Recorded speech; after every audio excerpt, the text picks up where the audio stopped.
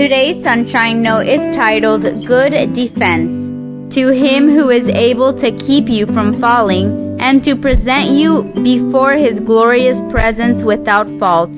Jude 24. One of the great tragedies of my life is being a Viking fan. I am a born and raised Minnesotan, and each year I get to watch our sports team get to the playoffs and lose.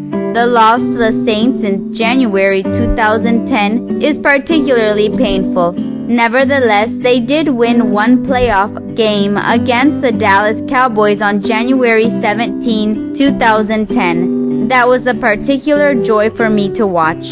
The Vikings were not favored to win. However, we silenced our critics as we defeated, nay devastated our opponents, winning 34-3. One of the keys to our victory was the Vikings' defense, breaking through the ranks of the Cowboys' offense and sacking their quarterback.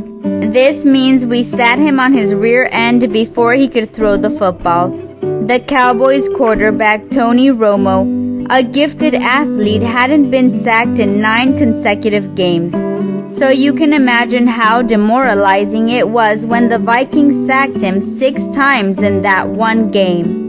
Time and time again, Romo found himself plastered on the ground, or as one commentator put it, running for his life. It was an unfortunate outing for the Cowboys as their offensive line couldn't keep their quarterback from falling.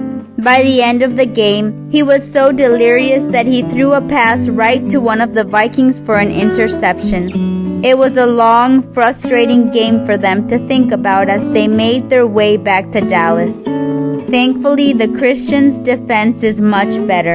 Today's verse from James is one of my favorites in the Bible. We are surrounded by much that tries to sack us. Each week brings new anxieties, stresses, and fears.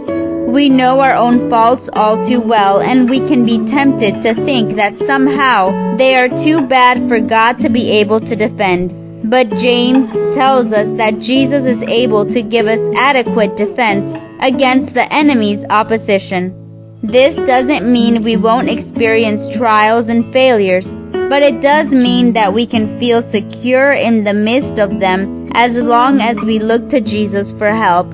May God bless you today.